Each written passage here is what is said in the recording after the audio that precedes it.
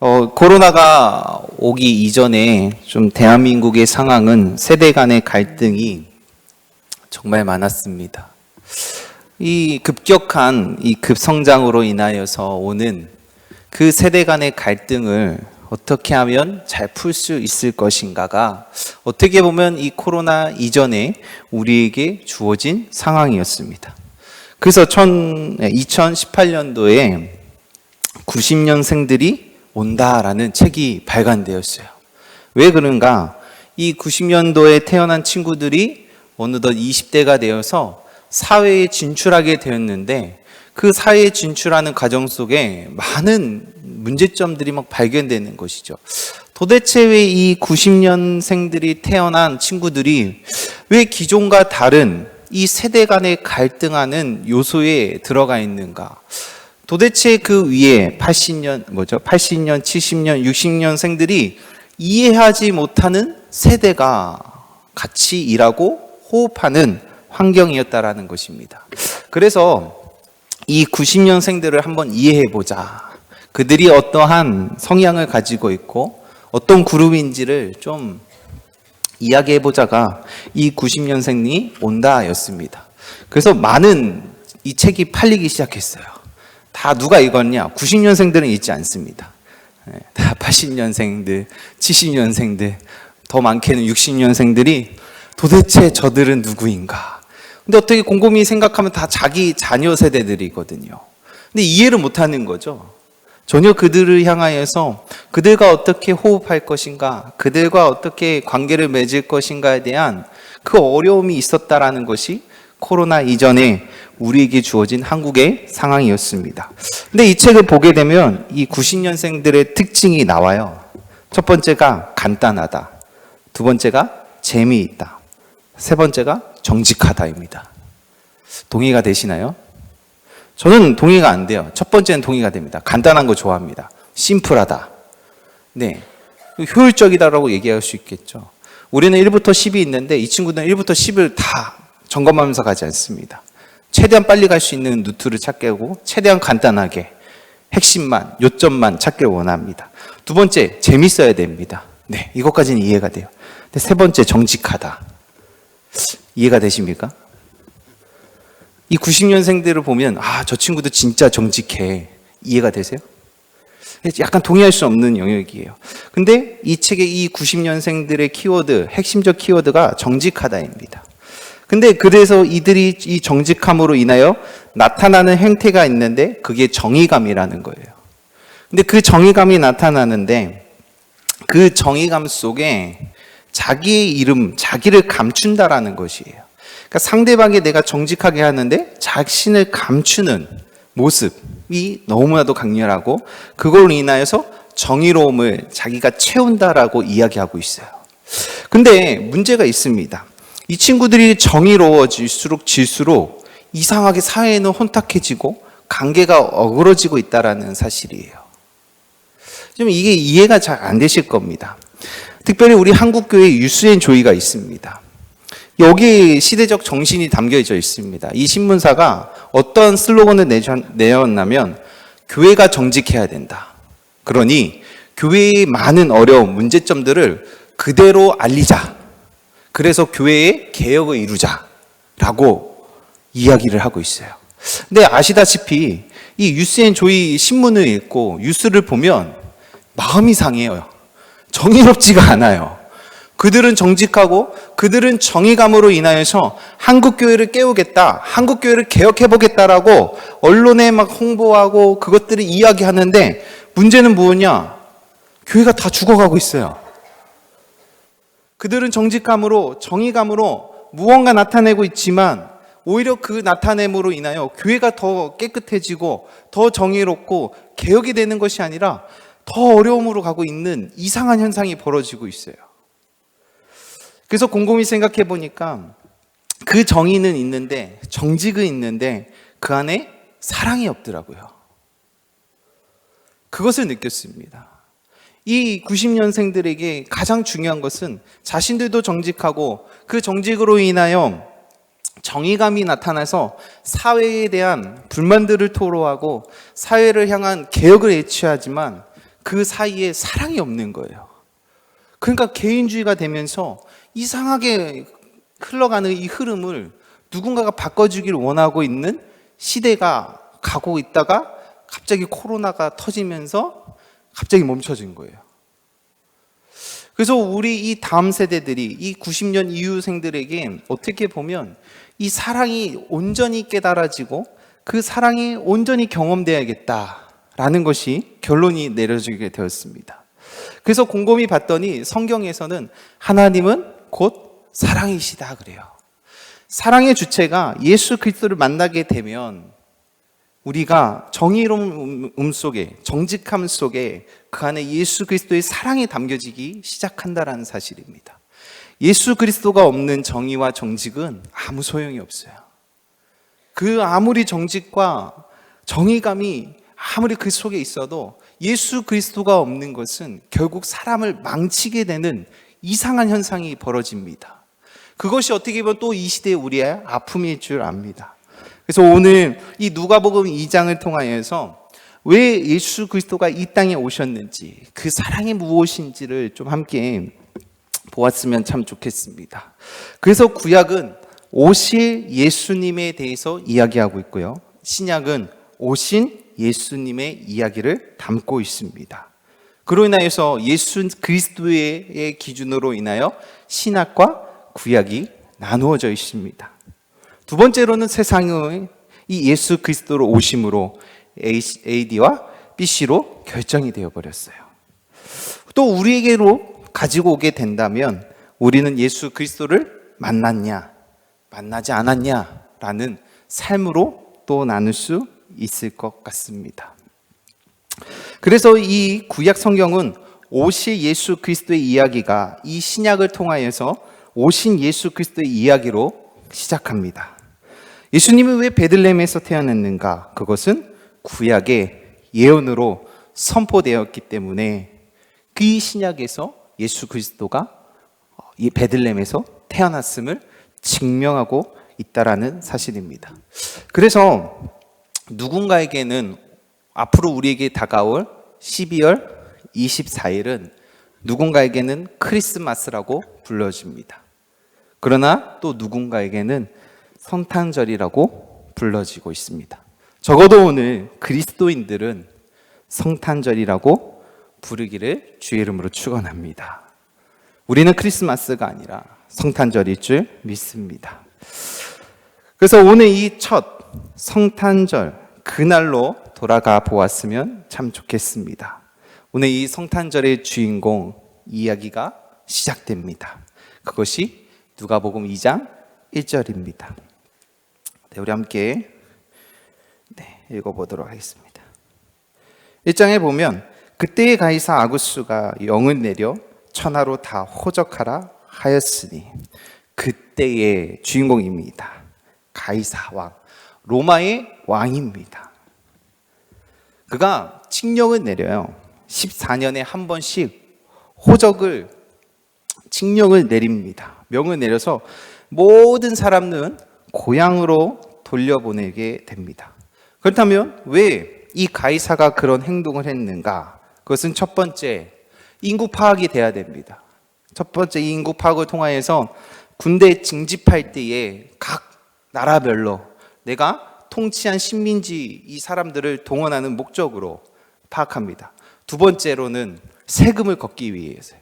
이 사람의 머릿수대로 세금을 걷기 위해서, 정확하게 세금을 걷기 위해서 이 칙령을 내렸습니다. 근데 2절을 이렇게 하죠. 이 호적은 구레노가 수리아 총독이 되었을 때 처음 한 것이라고 다시 한번 얘기해요. 이 가이사 왕이 로마의 총 왕이라면 이 구레스 수리아 총독은 작은 지역에 담당하는 자예요. 근데 이 담당하는 자가 이 가이사에게 너무 잘 보이고 싶은 사람이에요. 그러니까 악랄한 거예요. 어떻게 하면 나는 잘 보일 사람은 오직 로마의 왕이야. 그러기 위해서는 내 밑에 있는 사람들은 그 아픔들은 중요하지 않습니다.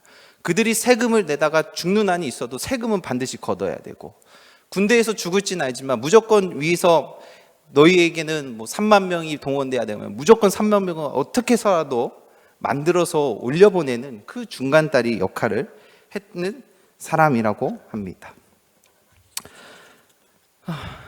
3절에 보면 이 모든 사람이 호적으로 각각 고향으로 돌아가매, 그래서 그 시대적 배경을 이야기하고 있습니다. 그러니까 이 예수 그리스도의 이 시점, 태어난 시점을 보게 되면 이 사람들이 오히려 집에 있는 것보다 오히려 길거리에 있는 그 북적대는 그 길거리를 우리가 상상할 수 있다라는 것입니다.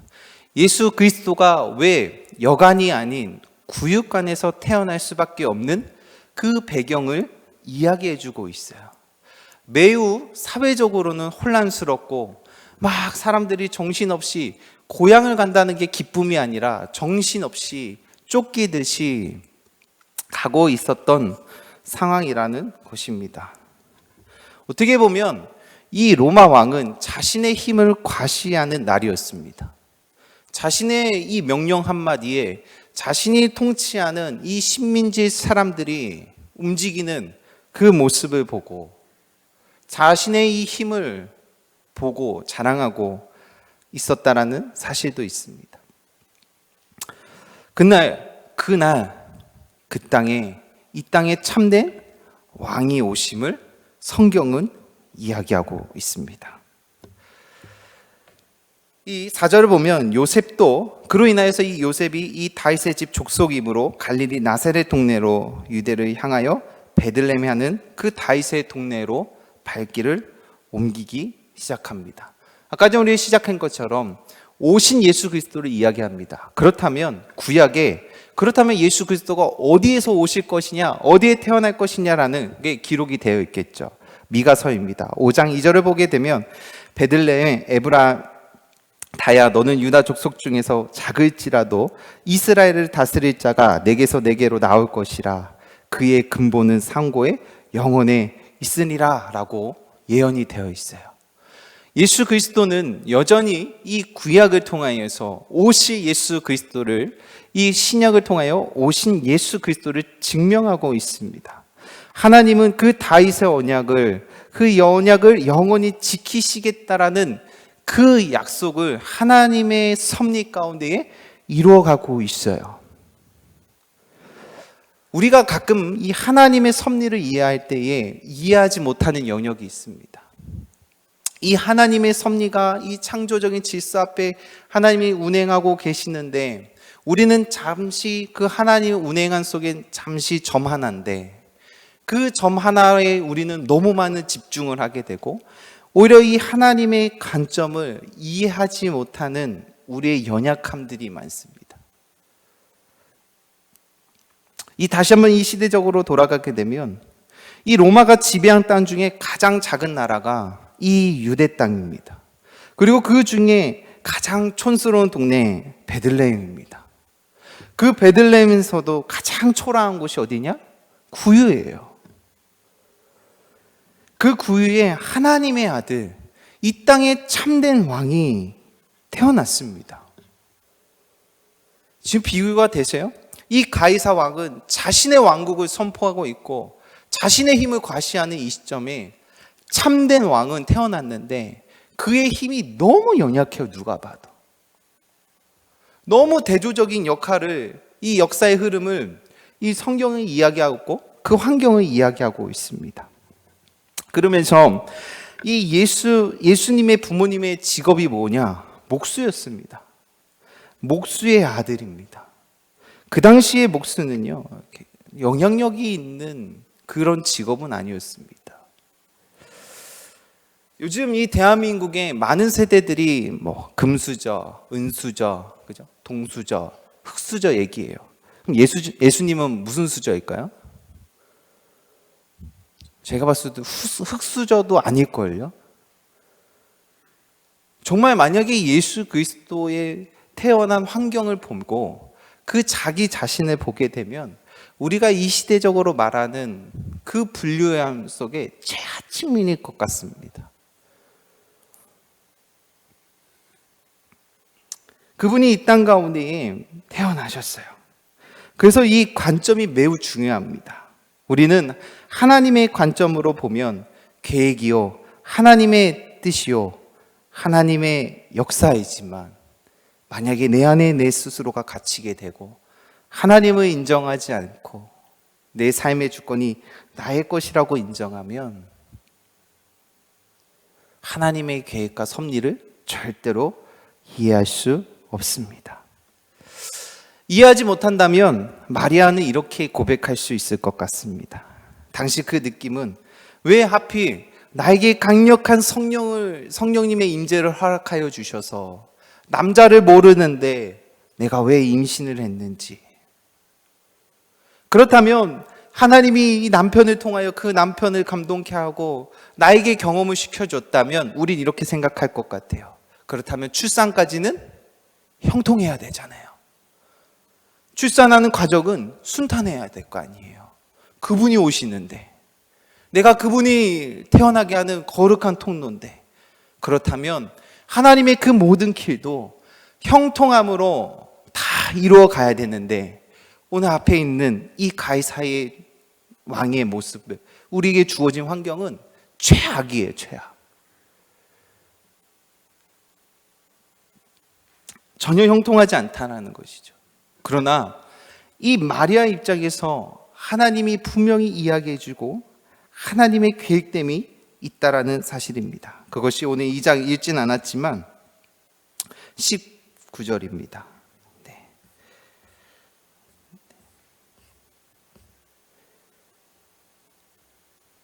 네. 한번 보실까요? 19절. 네. 마리아는 이 모든 말을 마음에 새기어 생각하니라 라는 끝내 고백을 해요. 이 고백에 앞서서 하나님께서 이 동네를 통하여 이 인도하시고 하나님의 섭리를 만들어 가십니다. 그리고 나서 이 마리아를 향하여서 하나님의 확신의 그 길, 하나님의 주권적인 그 섭리와 그 사건들에 대해서 정확히 이야기하고 싶은데 그 통로를 목자들을 선택합니다. 근데 하나님이 또 이 목자들을 선택하는데 그 당시에도 이 목자들은요, 그 신분의 영향력은 그렇게 또 큰 자들이 아니에요. 하나님의 이 천사들을 통하여 이 목자들에게 이야기합니다. 그리고 그 목자들을 통하여 이 마리아를 찾아가게 하고 그 마리아에게 하나님의 음성을 이야기하고 경험을 시켜줘요. 그러니 이 마리아가 오늘 19절에 고백한 것처럼 마음에 생각을 새기기 시작해요. 오히려 자신의 상황을 보면 이해되지 못합니다. 내가 하나님의 사람, 하나님의 태어나 이 땅에 참된 왕을 품고 있으면 우리가 인간적으로 생각하기에는 형통해야 돼요. 그 누구보다도 잘 돼야 되고 그 누구보다도 평탄해야 되고 평안해야 되는데 오히려 환경은 절대로 그렇지 않다라는 사실을 이야기하고 있습니다. 그래서 이 인간에겐, 이 마리에게는 어떻게 보면 중요한 시점이 있었어요. 하나님이 이런 결론을 말씀하시기 전에 우리의 인간의 생각은 언제나 하나님의 편에 있지 않다라는 사실입니다. 하나님의 섭리를 이해하는 것이 결코 쉽지가 않다라는 사실입니다. 그러나 하나님의 방법으로 역사를 만들어 가시고 그분의 손에 붙들려 움직이시는 그 삶을 살아가는 것을 인생이라고 얘기합니다. 근데 인생은 신앙과 다릅니다. 이 인생은 하나님의 운행하시는 그 일반 은총 가운데 있는 거예요. 그러나 이 신앙은 하나님의 주권이 인정하고 그 주권대로 따르는 삶을 신앙이라고 이야기합니다. 인생은 마치 하나님이 없이 자신이 기준이 되어서 삶을 살아가는 자, 신앙은 하나님의 주권을 인정하고 그분의 섭리에 따라 순종하는 삶을 이야기하고 있습니다. 우리는 성경을 2000년 전의 시점으로 지금 바라보고 있습니다. 역사적 시간적으로 멀리서 보아서 하나님의 섭리와 주권이 인지되어지고 그 사건들이 고백되어지고 섭리를 이해할 수 있습니다. 근데 우리가 우리의 삶으로 지금 한번 적용해 보세요. 하나님의 섭리가 보이십니까? 하나님의 계획됨이 보이십니까? 내가 하나님의 사람으로서 내가 하나님과 동행하고 하나님 나와 함께 하신다는데 내 안에 형통함이 있습니까? 참 어려워요. 성경을 바라보면 2000년의 시점을 보면 역시 하나님은 멋지셔. 역시 하나님은 홈런이셔. 마지막 한 방이 있고 하나님의 그 계획됨은 너무 놀랍다. 그렇다면 내 인생에도 분명히 하나님의 역사가 있을 것이고 하나님의 계획됨이 있을 거야. 오늘을 내가 집중하지 말고 하나님의 시선을 돌려 하나님의 계획 속에 들어가 보자 라고 우리가 믿음의 시간이 결단이 됩니까? 여전히 안 된다는 거예요. 여전히 우리가 힘든 것은 이 괴리감이 있는 거예요. 성경을 볼 때는 그렇지. 여전히 우리 삶으로는 너무 다릅니다.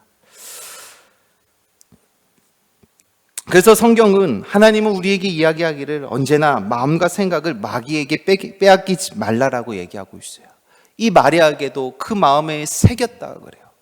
하나님의 이 첫 목자들을 통하여 하나님의 계획하심과 하나님의 동행하심을 그 마리아에게 넣어준 것처럼 하나님께서는 우리에게 한 수단과 방법을 가리지 않고 우리에게 마음과 생각이 빼앗기지 말도록 허락해 주셨다라는 거예요. 오늘 이 시간 가운데에 우리가 성탄절을 맞이하고 있습니다. 세상은 우리를 많이 뒤흔듭니다. 우리를 혼돈스럽게 하고 우리의 마음과 생각을 빼앗으려고 합니다. 우리가 그때마다 특별히 해야 될 것이 있어요. 저도 특별히 기도를 많이 강조합니다. 기도를 통하여서 방언도 받고 하나님을 경험했으면 좋겠고 하나님의 능력을 받았으면 좋겠다라는 것도 권면합니다. 근데 참 또 이상한 현상들이 나요. 기도를 많이 하시는 분들은 이상한 형태가 나타나더라고요. 그렇다면 기도가 문제인가? 기도가 문제인 것 같지는 않아요. 근데 꼭 사람들이 기도하다 보면 이게 나의 생각인지 마귀가 주는 생각인지 하나님이 주시는 생각인지를 분별하지 못하는 현상이 나타난다는 사실이에요. 우리가 하나님 앞에 기도하는 첫 번째 모습은 상향 기도를 많이 합니다. 하나님 뭐 해주세요, 뭐 해주세요, 낫게 해주세요, 뭐 해주세요. 그러나 오늘 하나님의 원리는 하향식 방향이거든요. 근데 이 기도가 하다 보니까 자꾸 나의 생각이 요구되고 이 흑암의 권세의 마음과 생각이 빼앗기심으로 이상한 기도를 하게 되고 오히려 우리에게 하나님의 말씀이 없는 것을 많이 보게 됩니다. 그래서 기도할 때에 하나님의 말씀을 붙들고 기도해라 라고 정확하게 얘기를 해요. 근데 우리가 기도할 때에 하나님의 말씀을 놓고 기도하기보다는 그냥 막 기도합니다, 열심히. 그래서 기도하는 것도 좋습니다. 근데 좀 이 시대에 우리가 구별해야 될 것은 하나님의 말씀을 더 많이 읽어야 돼요. 하나님의 말씀의 그 기준이 정확해야 돼요. 세상이 어렵고 흔들리고 내 환경이 어려울 때마다 우리가 붙들어야 될 것은 하나님의 말씀, 성경이 좀 있습니다. 제가 한문교구에 우리 김경수 전사님 때문에 성경 읽기 들어가게 됐어요. 제가 극도로 싫어합니다. 저 안 할 거예요. 지금 하는 것도 복잡 죽겠는데 그것까지 하면은 저 죽을 것 같아요. 정말 제가 거부를 했어요. 하나님의 말씀을 읽는 건데도 제가 거부를 했어요. 지금 이렇게 하는 것도 내가 내 영성을 위해서 읽는 것도 어쩔 때는 벅차 죽겠는데 그걸 외에 추가적으로 또 뭔가 읽는다는 거 쉬울 것 같으시죠? 정말 쉽지 않습니다. 그래서 제가 어쨌든 오케이를 했어요. 그래서 그러면 어떻게 하면 내가 이것을 온전히 잘 지킬 수 있을까? 그리고 제가 그때 한참 우리 집에 가정 예배를 드리기 위해서 되게 고심하고 있었거든요. 왜냐하면 우리 큰 아들에게 하나님을 경외하고 예배하는 것을 가르쳐하고 싶은데 이게 교육적으로 집에서 일부러 기도해야 되고 일부러 성경을 읽어야 된다는 것을 교육적으로 제가 가르쳐주고 싶었어요. 그래서 아빠는 언제나 성경을 읽는 사람, 집에서 기도하는 사람, 이거를 이제 교육적으로 가르쳐주고 싶은 시점이었어요. 그래, 그러면 내가 이 집에서 퇴근하고 집에 가서 성경을 읽는 모습을 보여주자. 네, 보여주자. 그래서 같이 성경을 읽는 우리 집의 가정의 문화를 만들어 보자 하고 예스라고 시작을 했습니다. 정말 안 되더라고요. 정말 안 돼요. 하나님의 말씀은 오히려 내가 붙들고 그 말씀대로 가려고 교육적으로 하는데도 정말 쉽지 않다라는 것을 알고 있습니다. 성도님들도 오히려 교회에 나와서 기도하세요가 쉽다는 사실을 전 그때 알았어요. 차라리 그냥 교회 와서 기도하는 게 더 편하지, 내가 하나님 말씀 붙들고 1시간 동안 성경이 있는 거 더 힘들다는 거 그때 깨달았습니다. 기도가 더 편하다는 사실을 알았어요. 그렇다면 우리는 지금부터라도 정말 이 성탄절날 이 맞이하면서, 예수 그리스도를 맞이하면서 우리 안에 주어져야 될 것이 있다면 하나님의 말씀을 붙드는 것입니다. 세상이 우리 앞으로 더 많이 흔들 것입니다. 우리의 마음과 생각을 빼앗기 위해서 수단과 방법을 가리지 않을 거예요. 그때마다 우리 마음과 생각을 지키는 것은 기도가 아니라 하나님의 말씀에 있다는 사실을 기억하시길 바랍니다. 그래서 그 말씀을 더 많이 묵상하고 많이 읽는 데에 한번 함께 시간을 많이 투자하셨으면 좋겠어요. 그래서 우리 교회는 지금 성경 타자도 있잖아요. 그리고 그렇게 목소리로 녹음해서 나누는 단톡방도 많은 걸로 알고 있습니다. 근데 많이 식으셨죠? 다시 회복되시기를 주의 이름을 축원합니다. 그래서 다시 22년도에는 이 하나님의 말씀을 사모하고 그 말씀을 다시 읽는 우리 교회가 돼서 세상이 아무리 우리를 흔들어도 하나님의 말씀으로 우리의 마음과 생각을 지키는 좋은 방법일 줄 믿습니다. 그로 인하여서 예수님이 누구인가, 예수 그리스도가 이 땅에 오신 이유가 무엇인가에 대해서 좀 우리가 잠깐 나눴으면 좋겠습니다. 그것은 바로 성경은 성육신이라고 얘기하고 있습니다. 이 성육신은 자신의 그 낮아지심을 통해 하나님의 영광이요 땅의 평화의 통로가 되었다는 것을 이야기하고 있어요. 그로 인하여서 그 낮아지심이 어느 정도까지인지를 오늘 보여주셨다라는 것이에요. 근데 우리는 그 예수 그리스도의 낮아지심을 바라보면서 우리는 언제나 높아지기를 원한다라는 것이죠. 우리는 예수 그리스도의 그 길을 걸어가길 원한다 하지만 언제나 우리 기도의 고백은 높아지고 싶은 기도를 많이 하는 모습을 본다라는 사실입니다. 이 하나님의 이 섭리 가운데에 이 목자들을 통하여서 이 마리아에게 그 생각을 지키게 하시고 하나님의 섭리가 보여졌다 그래요. 그 낮은 자와 낮은 자를 통하여서 누가 봐도 다 낮은 자. 근데 그 낮은 자를 하나님이 택하시고 사용하셔서 하나님의 태어나심, 이 땅의 구주되심을 이야기하고 있어요. 더 나아가서 그 마리아에게 그 믿음의 확신, 그 마음의 생각까지 정확하게 이야기하고 있는 사건을 이 누가복음에서 이야기하고 있습니다. 세상은요, 아까 전에 그랬잖아요. 정직으로, 정의로 세상을 바꾸는 것이 아니더라고요. 이 대한민국의 한국교회가 왜 이렇게 축복받았냐? 초창기에 정의가 아니었고 정직이 아니었어요. 그 안에 그리스도의 사랑이 있었어요. 그렇기 때문에 이 축복이 주어졌고 이 대한민국의 이 한국교회가 이렇게 빠르게 부흥하고 있었다라는 사실이에요. 근데 어느 순간 그 사랑이 다 흩어져 버렸어요.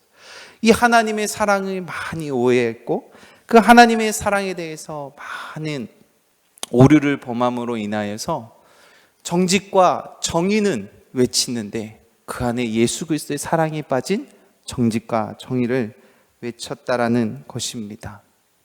그로 인하여서 세상은 끊임없이 우리를 흔들 것입니다.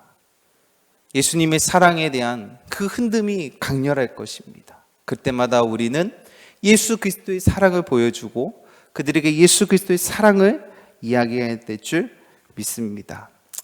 그냥 약간 농담처럼 이야기하도록 하겠습니다. 저희 고3 친구들이 이번 주에, 저번 주죠, 제주도를 갔다 오신 거 다들 알고 있을 것입니다. 많은 일들이 있었는데 특별히 저희가 한라산을 올라가고 내려오는 그날 제주도에 지진이 났다고 합니다. 뉴스를 보셨겠죠? 근데 저희는 땅이 흔들려서 우리가 넘어졌는지 내 다리에 힘이 풀려서 넘어졌는지 구분을 못했습니다. 아무도 거기서 핸드폰이 울리는데 전화 받을 생각을 1도 안 했습니다. 너무 힘들어서요. 아무리 우리가 흔들어도, 세상이 흔들어도 우리 안에 정말 예수를 향한 집중력, 예수께로 향한 그 길만 걸어가잖아요. 아무리 세상에 요동해도 그걸 흔들리지가 않아요, 마음에. 막 전화가 오고 어떡하냐, 무슨 일이 있냐. 우린 무슨 일이 없어요. 아무것도 못 느꼈어요. 그런 일이 있군요. 근데 저희 아무렇지도 않아요. 무사해요, 매우. 그냥 걸어가는 게 너무 고통스러워요. 끝이 안 보여요. 그 얘기밖에 안 해요, 다들. 우리 신앙의 길이 그런 것 같아요. 예수 그리스도의 사랑으로 걷는 자들은요, 세상이 어떠한데 그렇게 기울이지도 않아요. 세상이 우리를 막 흔들어도 막 땅이 흔들리는 건지, 정말 내가 세상에 버티는 내 다리가 힘이 없어서 흔들리는 건지 구별 못해요. 그리고 예수 그리스도만 바라보며 그 끝이 어딘지 모르겠지만 투벅투벅 걸어가는 거예요. 그 끝을 바라보면서.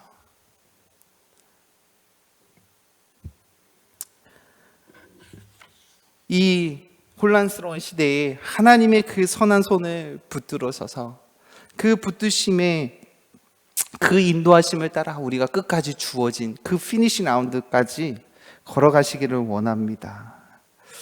그로 인하여서 고백합니다. 21절입니다. 다윗의 동네에 너희를 위하여 구주가 나셨으니 곧 그리스도 주시니라. 너희를 위하여서 그래요. 너희를 위하여서. 우리가 새벽 예배도 나누었습니다. 하나님은 우리를 위해 오셨다 그랬습니다. 많은 종교는 천국을 가고 싶어서 가고 싶은 종교들이에요. 그래서 수행을 하고 자신의 노력을 담고 자신의 헌신을 한다고. 그러나 기독교는 다르다고. 예수 그리스도가 오셨다고. 우리는 그 예수 그리스도의 오심을 믿기만 하고 깨닫기만 한다면 우리는 이미 천국을 누리고 있는 것이고 천국과 함께 동행하는 삶을 살아간다고. 오늘 11절에 얘기한 것처럼 너희를 위하여서 이 구주가 오셨음을 우리는 선포해야 될 줄 믿습니다. 그것이 먼저 1차적으로 나의 고백이 되시고 2차적으로는 이 성탄 절날 우리만의 축제가 아니라 세상을 향하여서 너희들을 위하여 구주가 오셨음을 우리는 선포해야 됩니다. 그래야 2022년 부활절날 우린 담대하게 선포할 수가 있어요. 그 예수 그리스도가 죽었는데 부활하셨다고. 우리는 그 부활의 기쁨을 다시 한번 선포하기 위해서는 어떻게 보면 오늘 이 성탄절을 맞이하면서 우린 세상을 향하여서 이 세상의 여러분들을 향하여서 예수 그리스도 구주가 오셨습니다라고 그 기쁨의 예수 그리스도를 우리가 기쁨의 충만함으로 선포해야 되는데 과연 우리가 성탄절을 맞이하는 이 시점에 우리 안에 그 기쁨의 충만함이 있는가? 두 번째로는 내 입술이 이웃들을 향하여서 선포되고 있는 것인가? 우리가 함께 점검해 보았으면 좋겠습니다. 그래서 분명히 세상은 얘기할 거예요. 예수가 정말 너희들의 기쁨이냐고. 예수가 정말 세상의 기쁨의 요소냐고. 참된 평안의 그 중요한 요소가 되겠냐고. 그럼 우리는 담대히 선포해야 될 줄 믿습니다. 세상이 아무리 우리를 흔들고 이 혼란한 이 시대 속에 우리가 살아간다 할지라도 이 구주가 오셨음을 우리가 굳게 믿고 그 믿음의 신앙의 삶을 걸어가는 우리 모든 성도 여러분들이 되시기를 주의 이름으로 축원합니다.